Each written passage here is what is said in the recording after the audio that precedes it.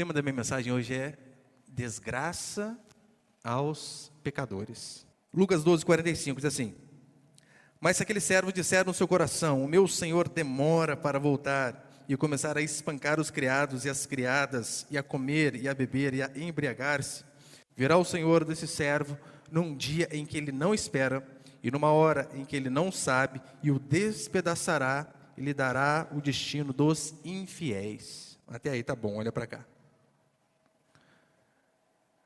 Esse texto é um texto que fala claramente em relação à punição.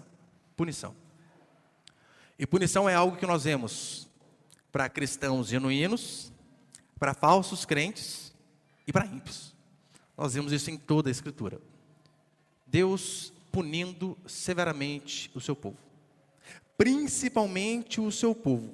Então, é de suma importância que eu e você venhamos a entender que esse texto não tem a ver com perda de salvação. Nós de fato não cremos nisso, né? Olha, perdi a salvação, não. Mas mesmo sendo filhos e filhas de Deus, por conta de pecado, por conta de não se posicionar de forma correta, nós, mesmo cristãos, podemos ser severamente punidos, e muitas vezes até mais que os próprios ímpios. Por quê? Porque, ora, somos filhos, e isso que a Escritura diz: se estáis sem repreensão é porque não sois filhos, assim, bastardos. Eu sei que ninguém gosta de falar disso, mas uma das características de um filho de Deus é que quando ele erra, ele é punido. Deus fica bravo com ele, de fato, pune. Punições severas nessa vida, por conta de desobediência, nós enxergamos em todo lugar. Basta você ler a Escritura. Olhe para o exemplo de Davi. Diz a Escritura que o homem segundo o coração de Deus, muito melhor que eu e você. Muito, muito melhor. Não há comparação. Diz a Escritura que o homem segundo o coração de Deus, ele então olha, né, dá uma olhadinha lá na rede social da época. Dá uma olhadinha na moça tomando banho. E então, por conta de um pecadinho que começa com uma olhadinha, ele comete o adultério. Do adultério, ele mente. Da mentira, ele comete um assassinato. Um pecado pequeno, se não é arrependido, é seguido de mais pecado. E então, ele vai, engravida a moça, e depois ele se arrepende dos seus pecados. Ele vê, tanto é que ele chega: Senhor, pequei. Quando Natan chega e confronta Davi, Davi se arrepende. O Senhor perdoa? Óbvio que sim. Porque se confessarmos os nossos pecados, o Senhor é fiel e justo para nos perdoar e nos purificar de toda injustiça. De toda injustiça, mas não de toda punição. Davi se arrepende. O filho ao qual aquela mulher estava esperando morre. Essa é a consequência imediata na vida de Davi. Sim, perdeu o filho. Não obstante, um filho estupra uma filha. Um filho tenta tomar o seu reino.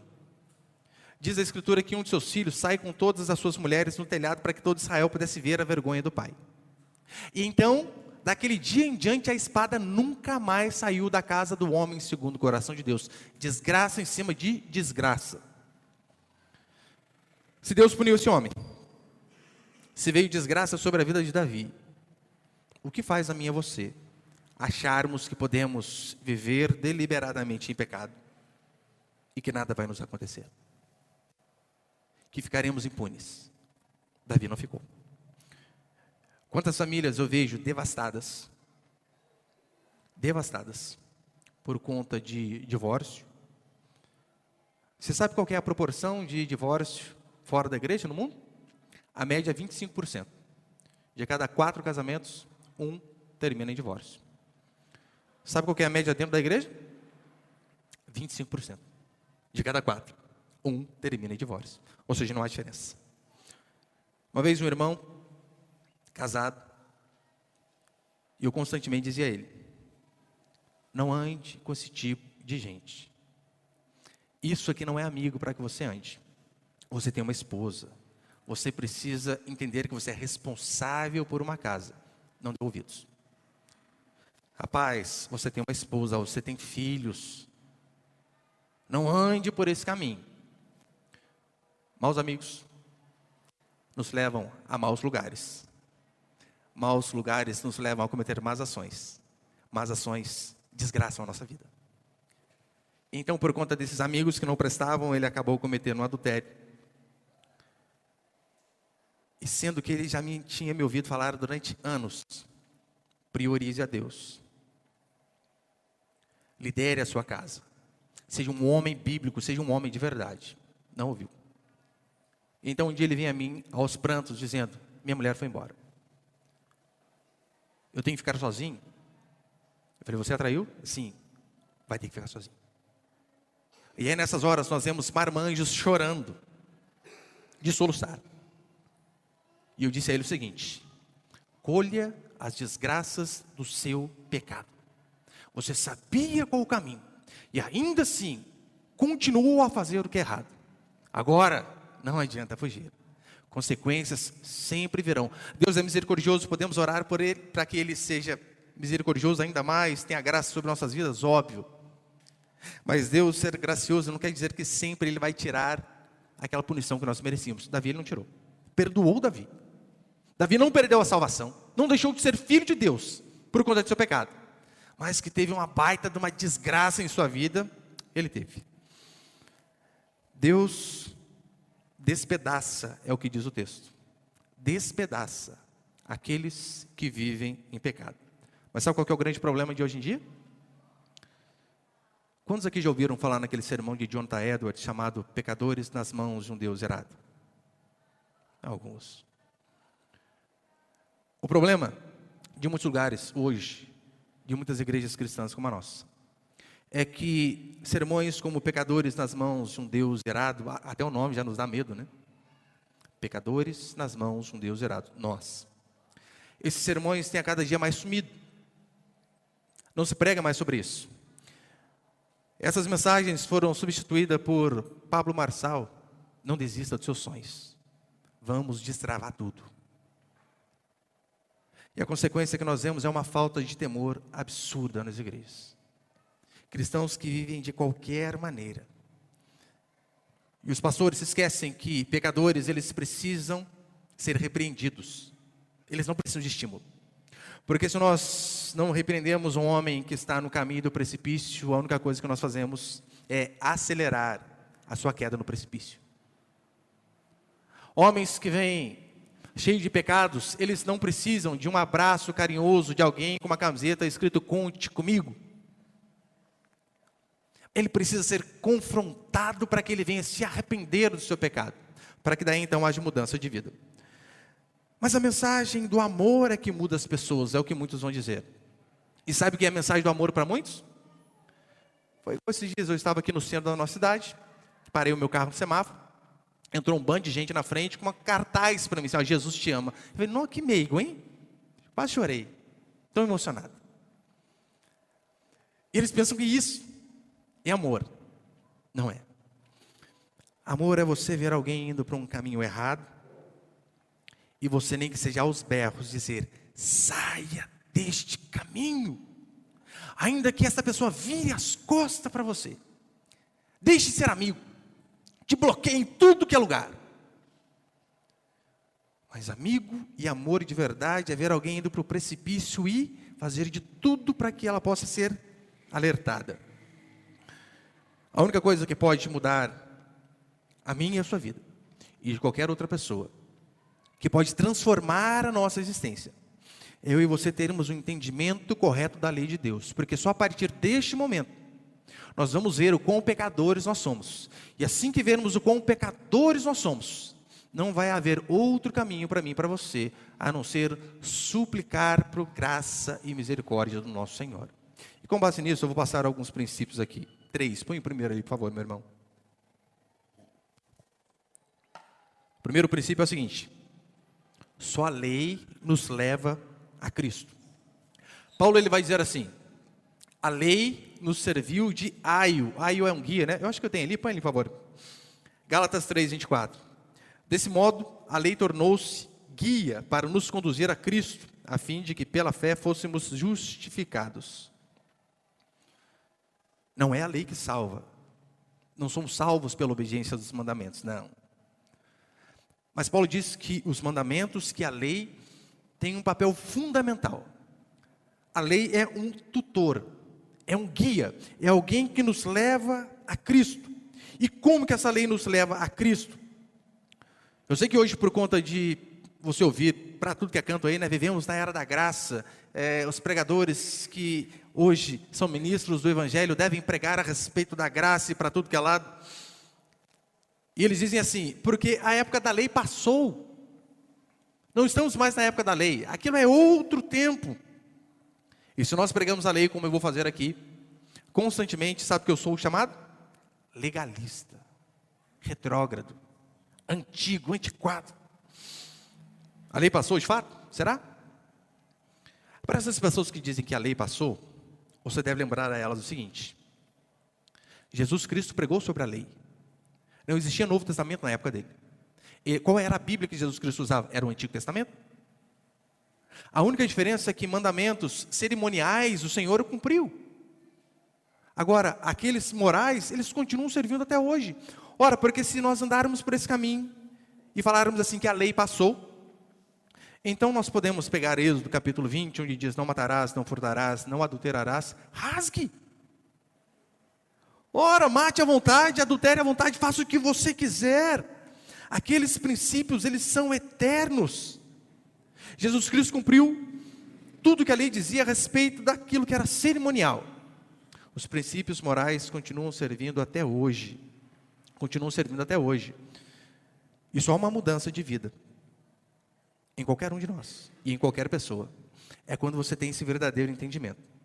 Porque quando você entende que a lei te coloca na parede, que a lei vem expor o seu erro, e então você se vê como incapaz de cumprir os mandamentos, você está perto de ser salvo. Porque se vendo como incapaz de cumprir os mandamentos, resta a mim e a você recorrer a alguém, e esse alguém é Jesus Cristo. Para que uma pessoa se veja como pecador, a lei precisa ser exposta. Romanos 7, olha o que Paulo vai dizer. Romanos 7, 7. Que diremos? A lei é pecado? De modo nenhum. Contudo, eu não conheceria o pecado se não fosse pela lei. Porque eu não conheceria a cobiça se a lei não dissesse: não cobiçarás. O que Paulo está dizendo? A lei, ela é um guia que nos leva a Cristo. Mas para isso aconteça é necessário que nós vejamos o nosso pecado. Ela funciona apenas como um guia. Eu não teria conhecido o pecado se a lei não tivesse dito: não cobiçarás. Ou seja, para ele achava que era normal, até que ele então viu a lei. É por esse motivo que Jesus, no Novo Testamento, sabe o que Jesus faz? Ele vem explicar a lei. Então quando ele diz assim, olha, ouviste o que foi dito, eu porém vos digo, ele não está ali revogando a lei, porque ele mesmo disse, né, eu não vim revogar a lei, mas cumprir.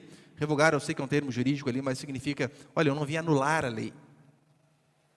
Ele diz, eu não vim anular a lei, eu vim cumprir. Cumprir o que? A parte cerimonial, óbvio, né? Aí então quando Jesus diz assim, olha, ouviste o que foi dito, não adulterarás, eu porém vos digo, o que ele está dizendo? Ele não está reinterpretando a Bíblia. Ele está simplesmente mostrando, olha, os fariseus, essas pessoas de hoje, elas estão interpretando a lei de uma forma correta. Aí eu vou dar para vocês a interpretação correta. E o que ele diz é basicamente o seguinte: ouviste o que eles disseram? Não adulterarás? Porque na cabeça daqueles homens, daqueles religiosos, adultério era você ir para o motel, você sair com a vizinha. Aí ele vem e diz assim: eu porém vos digo, aquele que apenas olhar para uma mulher com intenção impura, alguma mulher que não seja a sua, já cometeu adultério. Ouviste o que foi dito, não matarás? Eu porém vos digo, aquele que se irar no seu coração contra o seu próximo, já cometeu assassinato. Diante desses mandamentos, ninguém aqui pode dizer, eu estou limpo. Nunca cometi nenhum desses erros. Diante de uma radiografia de um tumor maligno em nós, chamado pecado, não há outra opção, a não ser eu e você corrermos para o médico dos médicos e dizer, Senhor, tem compaixão de mim. O Senhor é o único que pode me curar. Essa é a função da lei, nos conduzir a Cristo. E por que hoje em dia nós vemos igrejas cheias, mas os comportamentos continuam o mesmo, a imoralidade continua a mesma, Por quê? Hoje em dia é pregado apenas uma parte do Evangelho, aquela que Deus te ama, e eles se esquecem de expor a lei. Por isso as pessoas não vão a Cristo. Não vão. Elas são simpatizantes de Cristo, mas não sabem o que é ir a Cristo. Se a lei não é exposta, não há conversão e não há salvação. Segundo princípio é o seguinte: desgraças aos desobedientes. Hoje em dia, Jesus Cristo, ele parece quase um ursinho de pelúcia, dependendo de quem você ouve pregando. Dá vontade quase de apertar a bochechinha dele, mas que bonitinho. Tem pastor dizendo que Jesus é fofinho e cheiroso. É por isso que eu não sou Deus, eu tacava um raio na hora, acabou. Fala assim comigo não. Veja, Deus se ira. E a ira do Senhor é a justa resposta divina a homens e mulheres que não querem saber de Deus. A ira de Deus é uma resposta justa a pessoas que viram as costas para Ele.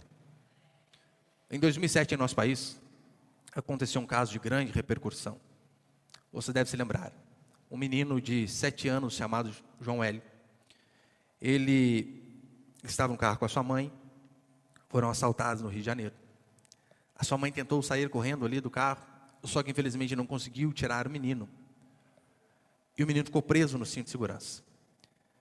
E então aqueles bandidos saíram de carro, arrastando o menino por 7 quilômetros. Aproximadamente 10 minutos, 7 quilômetros. Arrastando aquela criança pelo cinto de segurança.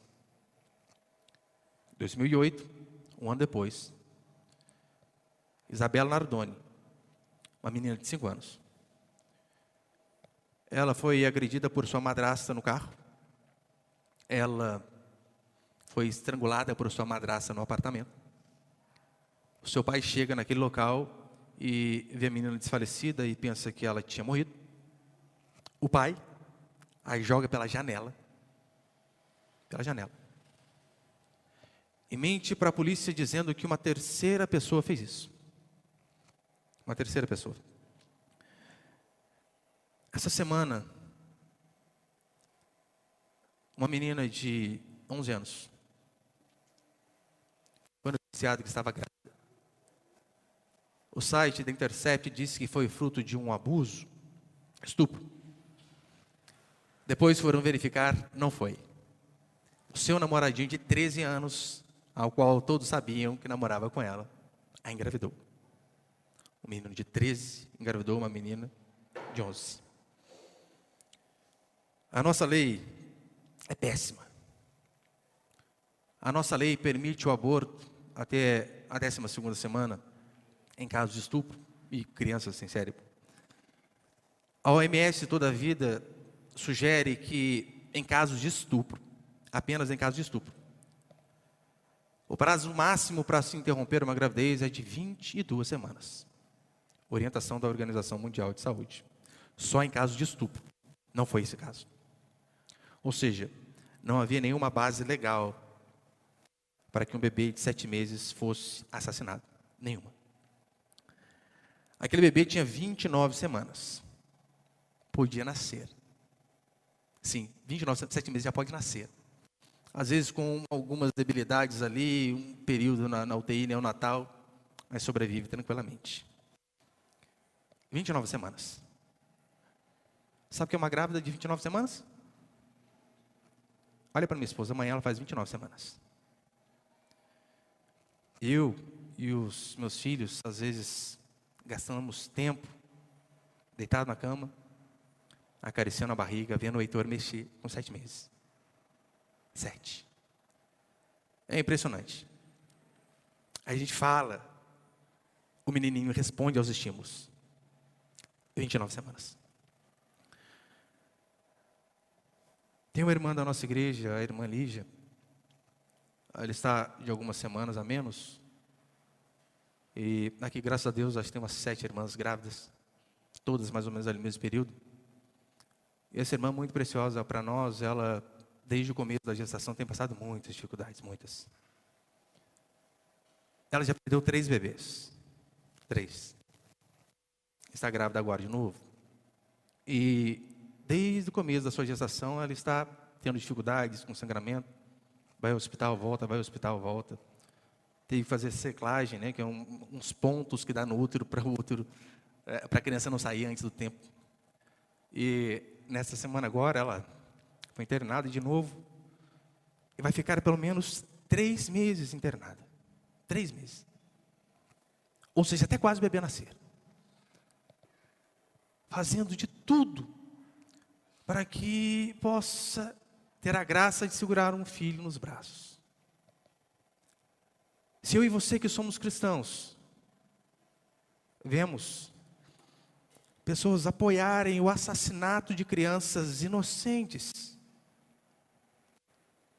e achamos que isso é normal, não passamos de canalhas, precisamos rever muito o nosso cristianismo. Como assim? Esses esquerdistas nojentos podiam muito bem ter tirado a criança viva. Optaram pela opção de matar antes de tirar. São asquerosos. Então eu tinha escrito um artigo sobre isso, inclusive com a foto da minha esposa. E quantas pessoas dizendo tantas baboseiras que eu falei, oh Deus, que desgraça essa beleira.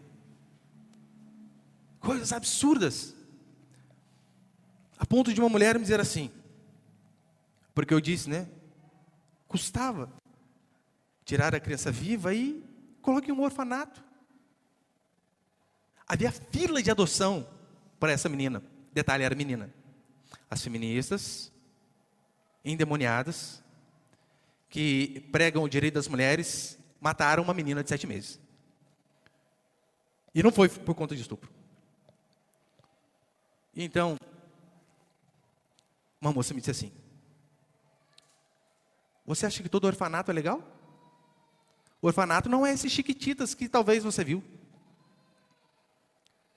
Eu disse a ela, ainda que o orfanato seja um lixo, é bem melhor que ser comido por vermes debaixo da terra. Não se compara. Se eu e você vemos situações como essa, e achamos que é normal, que é um direito matar uma criança inocente, porque o único inocente era a criança. O único inocente. Eu acho que você tinha que ter vergonha de se dizer que é cristão. Vergonha. Tire esse título do seu nome. Não fale isso. Agora, psicopatas não ficam indignados com situações assim. Veja bem, se eu e você ficamos indignados por conta de casos como esse, indignados, irados, ira mesmo. Se nós ficamos irados diante de situações como essa, Deus não pode ficar irado diante da maldade humana? Por quê? Óbvio, e pode, fica e deve ficar.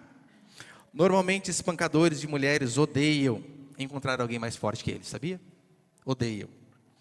Principalmente se esses homens mais fortes que eles detestarem covardes. Quem ama o pecado detesta a ideia de um Deus irado. Quem quer viver tranquilo em seus pecados detesta a ideia de um Deus que pune, de um Deus irado, de um Deus que julga, que condena e de um Deus que manda para o inferno. Salmo 11, versículo 5. O Senhor prova o justo e o ímpio e odeia o que ama a violência. Provérbios 11, 20. O Senhor abomina os perversos de coração. Por que o Senhor deve odiar aquele que faz o mal?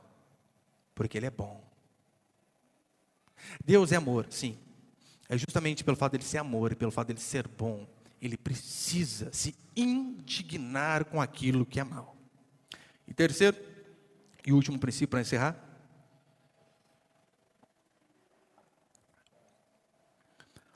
Deus não poupa a punição em seus filhos, ainda que pareça demorar. no versículo 45, vai dizer assim: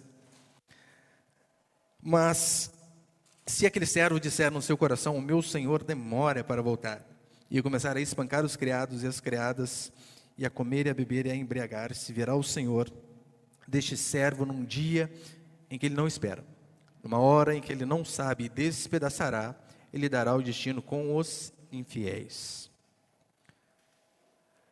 O texto vai dizer que aquele homem, pensando consigo mesmo, dizia o seguinte: ele vai demorar. Vai demorar. Eles perderam o senso de temor a Deus. Esse servo perdeu. E é o que acontece em muitos cristãos hoje. Não, mas Jesus está falando que vai voltar e já tem aí 2000 anos desde quando ele veio. Será?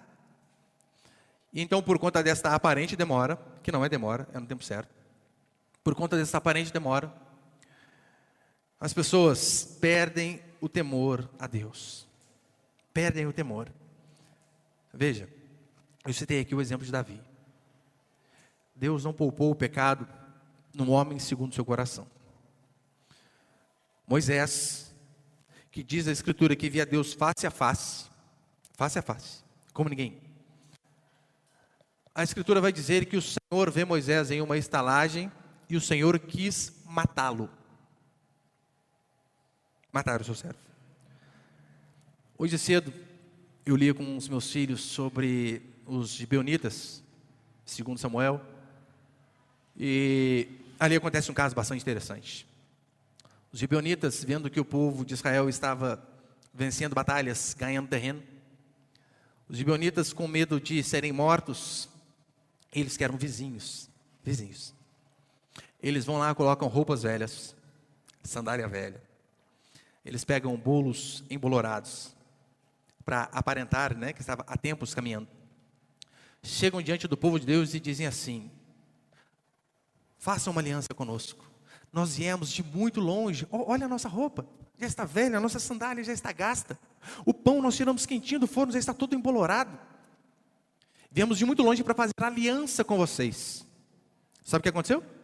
O povo de Deus não procurou conselho no Senhor. Simplesmente viram aquilo ali e disseram o seguinte: puxa, realmente parece verdade, né? Não, a gente faz uma aliança com vocês, não vamos matá-los. Não vamos. E aí, então, pouco tempo depois, eles descobrem esses picaretas, eram vizinhos. Moravam aqui do lado e mentiram para nós. E então alguns do povo de Israel vão lá e dizem: vamos matá-los. Na hora Deus disse: não vão matá-los. Vocês fizeram um compromisso. Vocês deram a palavra de que vocês não matariam esse povo. Eles viverão como um espinho no meio de vocês, mas viverão. Podem ser escravos, sim, mas matar jamais. Só que tempos mais tarde, descendentes de Saul vão e matam alguns dos gibeonitas. E então ali no capítulo 21 de 2 Samuel, diz a Escritura que o povo está passando por uma grande fome, muita fome. E então, Davi ora ao Senhor e Deus responde: é porque mataram os gibeonitas. Quebraram a aliança, compromisso. Por isso a desgraça sobre o povo inteiro. Repara, Davi peca, desgraça para toda a família. Alguns homens pecam, desgraça para todo o povo.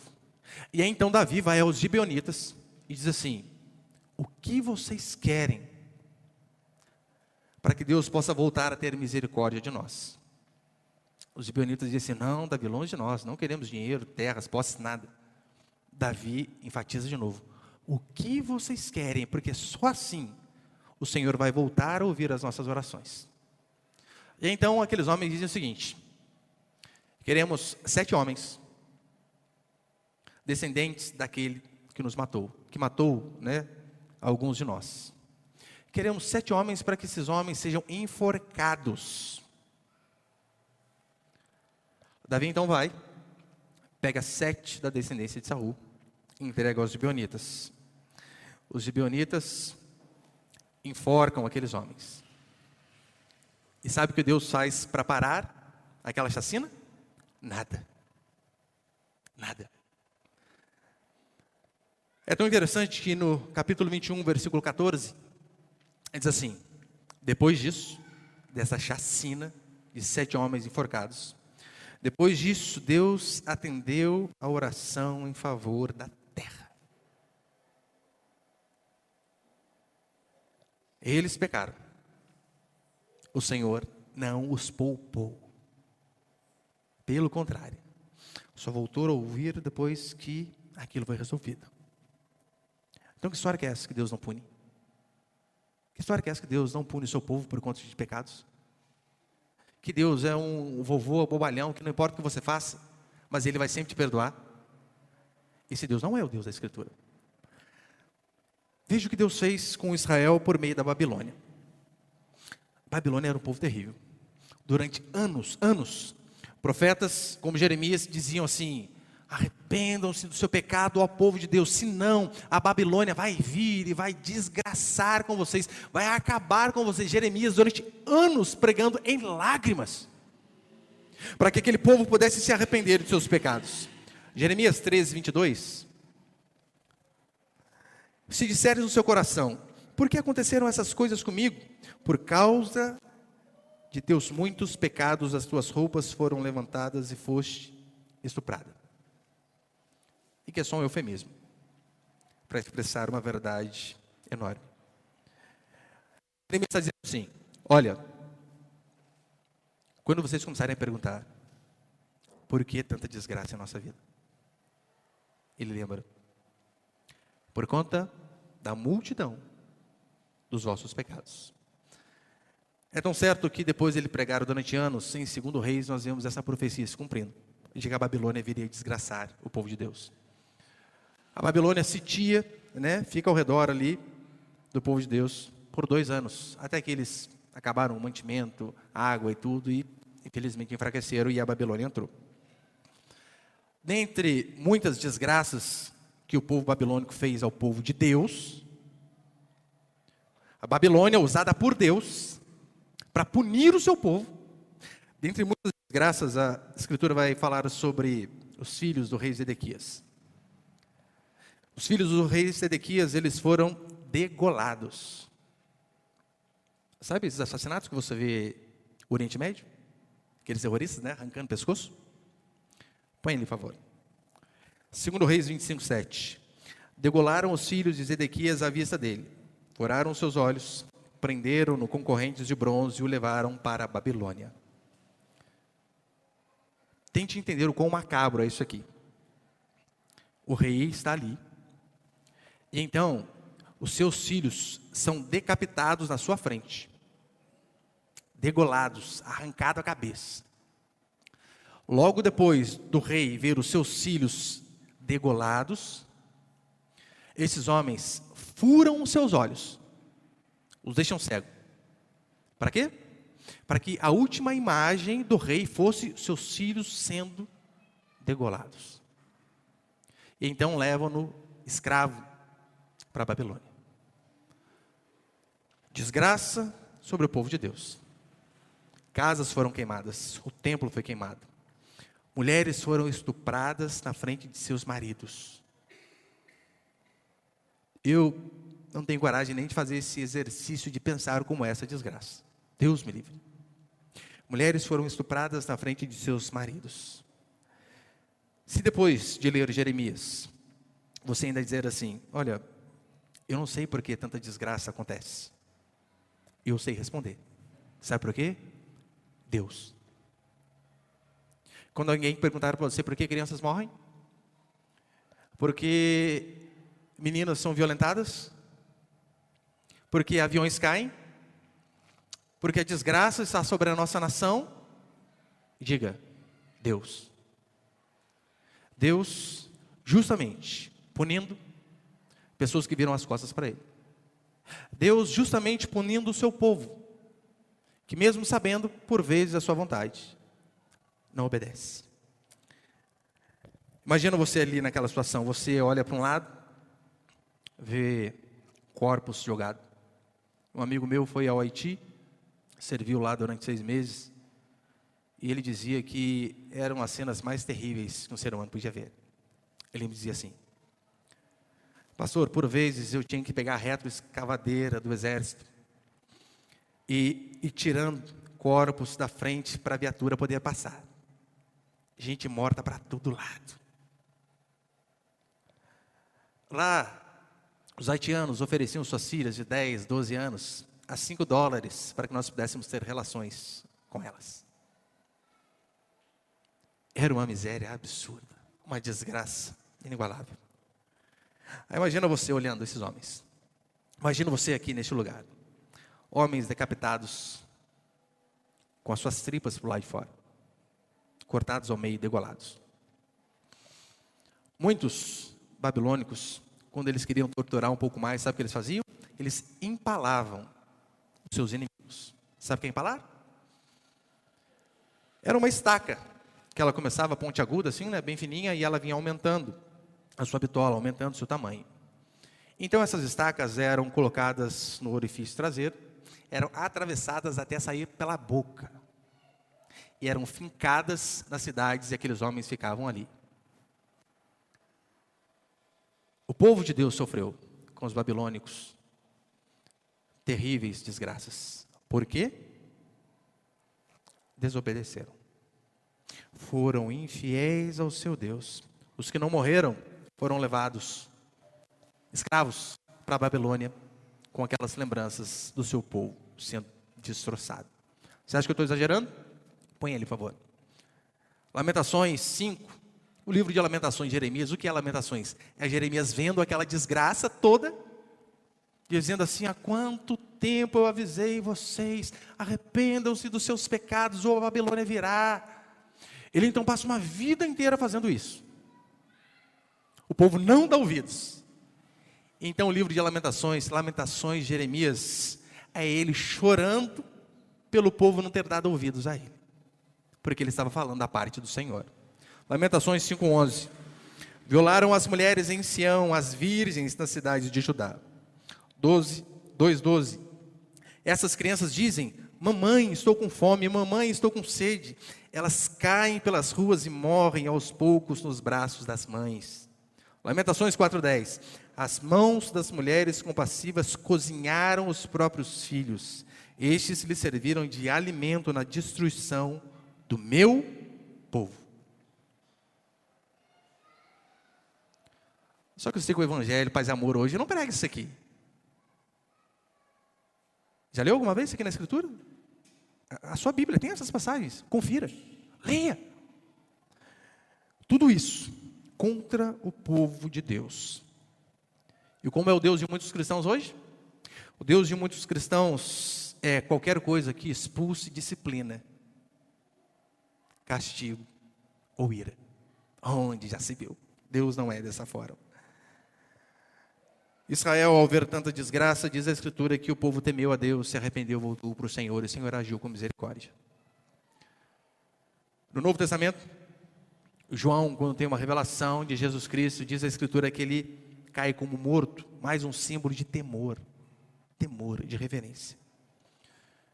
Essas pessoas, quando viam de fato quem Deus era, o que elas faziam? Se curvavam, obedeciam. E sabendo quão Deus é justo, aquilo as forçava a andar em santidade. Hoje, infelizmente, filhos e filhas de Deus não temem o Senhor. Não temem. Por isso, acham normal fotos, selfies e redes sociais aparecendo todo o corpo.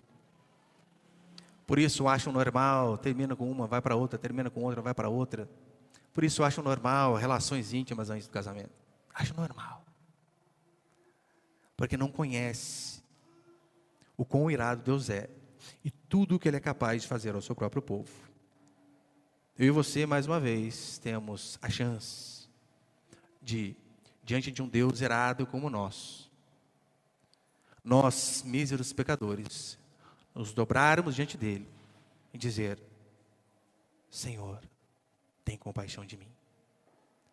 Se assim fizermos, Ele é um Deus misericordioso. Se mesmo assim você não quiser fazer, prepare-se que você também vai ser despedaçado. Você pode ficar de pé aí por um instante, por favor?